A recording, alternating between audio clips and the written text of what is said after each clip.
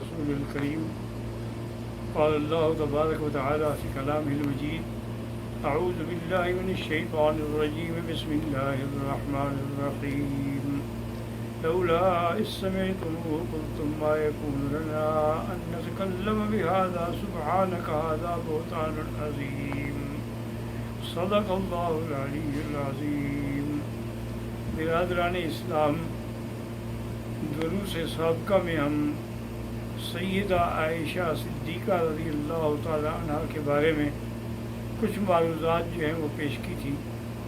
آج بھی انشاءاللہ اس کی تکمیل کریں گے، لیکن اس سے پہلے کچھ دوستوں نے یہ تقاضا کیا ہے کہ ہم انہیں صدقۃ الفطر کے بارے میں بتا دیں. تو اصل میں رمضان المبارک کا سارا مہینہ ہی نعمت عظمیٰ ہے کہ ایک تو سیام ہے، روزہ ہے، پھر قیام لیل ہے، لیلۃ القدر کی عظمت ہے، 1000 مہینے کے برابر ہے، اس کے بعد پھر اعتکاف ہے، اور ان تمام چیزوں کے بعد صدقہ فطر ہے. صدقہ فطر ہر اس آدمی کے ذمہ ہے جس کے پاس سونا چاندی پیسہ ملا کے 52.5 تولے چاندی کی قیمت بنتی ہو. اس کے زیادہ جتنا ہو، یعنی کم از کم اتنا بنتی ہو، تو وہ صاحب نصاب کہلاتا ہے، اور اس پر صدقہ فطر ادا کرنا ضروری ہے.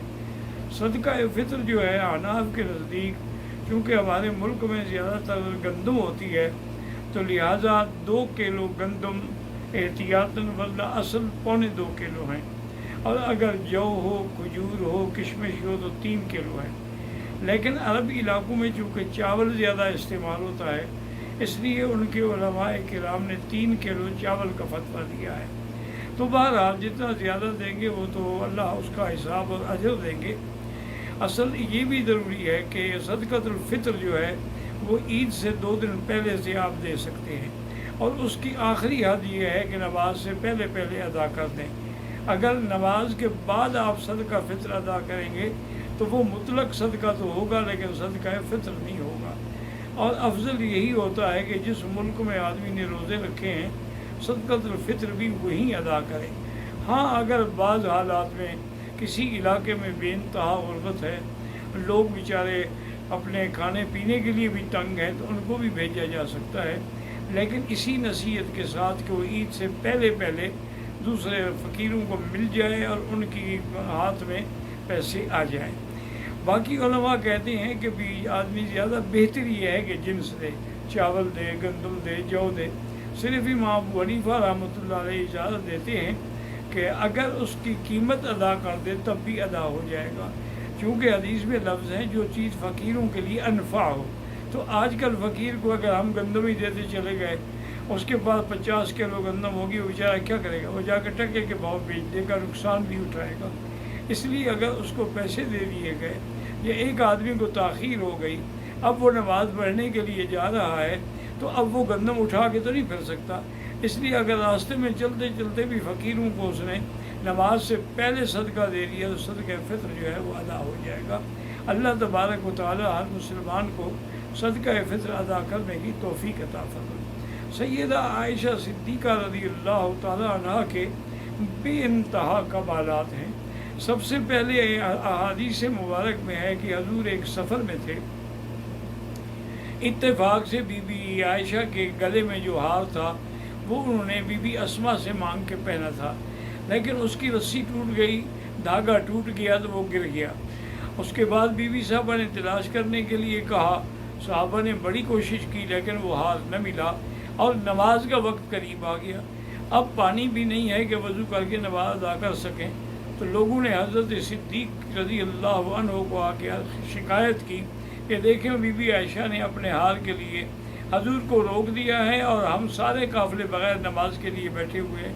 حضرت صدیق غصے میں آئے تو دیکھا کہ حضور صلی اللہ علیہ وسلم بی بی عائشہ کی گود میں سر رکھے ہوئے بالکل نیند میں ہیں. تو حضرت صدیق نے غصے میں آ کر بی بی عائشہ کو پشت میں بھی اور ان کے پسلیوں میں بھی زور سے گھونسا مارا. بی بی عائشہ فرماتی ہیں کہ مجھے بڑی تکلیف ہوئی، لیکن میں نے برداشت کیا کہ حضور کی نیند میں خلل نہ آ جائے. اور اس کے بعد حضرت صدیق نے فرمایا، عائشہ ابست رسول اللہ صلی اللہ علیہ وسلم، تو اپنے حضور کو روک کر سب کی نمازوں کی مشکل پیدا کر دی ہے. ابھی یہ باتیں چل رہی تھیں کہ اللہ تعالیٰ نے جبریل علیہ السلام کو بھیجا کہ مجھے سیدہ عائشہ کے بارے میں، چاہے اس کا باپ بھی اس کو مارے وہ گوارا نہیں ہے، لہذا ہم اپنی شریعت کے احکام میں نرمی کرتے ہیں کہ فَإِن لَّمْ تَجِدُوا مَاءً فَتَيَمَّمُوا صَعِيدًا طَيِّبًا، اگر پانی نہ ہو تو تیمم کر کے بھی نماز پڑھ سکتے ہو، حتیٰ کہ اگر کسی کو غسل کی ضرورت ہے لیکن پانی نہیں تو تیمم کر کے بھی نماز پڑھ سکتے ہیں۔ جب تیمم کا حکم آیا، تمام صحابہ مبارک دے رہے ہیں کہ یا آل ابی بکر، یہ تمہاری کوئی پہلی برکت نہیں ہے، کئی برکات ہیں، لیکن اس سے تو قیامت تک امت کے لیے ایک راحت ملی ہے، اور اس کا سبب جو ہے وہ بی بی عائشہ صدیقہ رضی اللہ عنہا۔ اور اب بی بی صاحبہ فرماتی ہیں کہ جب ہم نے اونٹ کو اٹھایا تو اللہ کی شان یہ ہے کہ وہ اونٹ کے نیچے پڑا ہوا تھا، تو ہاتھ بھی مل گیا، لیکن اللہ نے تیمم کا حکم بھی جاری فرما دیا۔ اسی طریقے سے دوسرا مسئلہ ہے، اس کو کہتے ہیں مسئلہ ایلا۔ ایلا کا معنی ہوتا ہے کہ کوئی آدمی قسم کھا لے کہ بھی میں 1 مہینے تک اپنی بیوی سے بات نہیں کروں گا۔ تو حضور صلی اللہ علیہ وسلم سے کچھ بیویوں نے، ازواج مطہرات نے مطالبہ کیا کہ حضور ہمارے خرچ میں اضافہ کیا جائے، ہمیں زیادہ دیا جائے، اس سے ہمارا گزارا نہیں ہوتا۔ اصل میں ازواج مطہرات جو ہیں بڑی سخی تھی، جو بھی ان کو ملتا ہو خیرات کر دیتی، یا پھر حضور سے تقاضا کرتی۔ تو حضور صلی اللہ علیہ وسلم کو یہ بات ناگوار گزری، اور حضور نے فرمایا کہ 1 مہینے تک میں کسی بیوی سے بات نہیں کروں گا، اور ایک بالا خانے میں تشریف لے گئے، اور وہیں جا کر آپ نے وہ پورا 1 مہینہ گزارا۔ اب حضرت عمر فرماتے ہیں کہ میں گھر میں آیا اور میں نے آ کے اپنی بیٹی سے کہا کہ حفصہ یہ کیا ہے، میں نے سنا ہے کہ حضور نے طلاق دے دی ہے۔ انہوں نے کہا عمر تم کیوں جھگڑتے ہو، یہ خامند اور بیوی کا معاملہ ہے، تم درمیان میں کیوں دخل دیتے ہو؟ حضور نے ہمیں طلاق نہیں دی ہے بلکہ نہ بولنے کی قسم کھائی ہے۔ حضرت عمر فرماتے ہیں کہ میں آیا، میں والا خانے کے نیچے کھڑے ہو کے میں نے خادم سے کہا کہ اجازت مانگو، لیکن حضور نے اجازت نہیں دی۔ دوبارہ میں نے اذن مانگا، حضور نے اجازت نہیں دی۔ تیسری دفعہ میں نے زور سے آواز کے ساتھ اذن مانگا، حضور پاک میری آواز سن کے پہچان گئے اور فرمایا کہ عمر کو اوپر آنے دو۔ حضرت عمر فرماتے ہیں کہ جب میں آپ کے بالا خانے میں پہنچا تو میں نے دیکھا کہ اللہ کا نبی ایک عام چٹائی پہ لیٹا ہوا ہے، اور گھر کے اندر کیا ہے ایک مشکیزہ رکھا ہوا ہے، اور کوئی جائیداد ہی نہیں ہے۔ تو میرے آنسو نکل آئے۔ میں نے کہا یا رسول اللہ، کیسر و کسریٰ کی طاقت کو اور دولت کو دیکھیں، اور آپ تو دین و دنیا کے بادشاہ ہیں، لیکن آپ کا یہ عالم ہے۔ آپ نے فرمایا ما ترضیٰ یا عمر، کیا عمر تم اس بات پہ راضی نہیں ہو؟ لہم الدنیا ولنا الآخرہ، ان کو دنیا کی نعمتیں ملیں اور ہمیں آخرت کی نعمت ملے۔ اور اس کے بعد حضرت عمر رضی اللہ تعالیٰ کہتی ہیں کہ میں نے دیکھا کہ حضور کیونکہ بڑے اداس ہیں، میں نے کہا کوئی ایسی بات کروں جس سے حضور خوش ہو جائے۔ میں نے کہا یا رسول اللہ، عورتوں کو تو آپ نے سر پہ چڑھا دیا ہے نا، ورنہ ہم قریش نے ان کو بالکل لکڑی کی طرح سیدھا کر کے رکھتے تھے، آپ نے ان کو اتنا ہمارے سروں میں بٹھا دیا ہے کہ اب ہر بات کا مقابلہ کرتی ہیں اور جواب دیتی ہیں۔ حضور صلی اللہ علیہ وسلم مسکرا اٹھے۔ میں نے کہا حل طلقت یا رسول اللہ، کیا آپ نے اپنی بیویوں کو طلاق دی؟ میں نے ما طلقت، میں نے تو کوئی طلاق نہیں دی، میں نے تو قسم کھائی تھی کہ 1 مہینہ نہیں بولوں گا، یہ طلاق نہیں، یہ ایلا ہے۔ تو حضرت عمر کہتے ہیں میں خوش ہو گیا، اور میں نے خوش ہو کے نعرہ بلند کیا اللہ اکبر کا، تاکہ صحابہ جو مسجد نبوی میں بیٹھے ہوئے رو رہے تھے کہ ہمارے ماؤں کو طلاق ہو گئی ہے، وہ بھی خوش ہو جائیں۔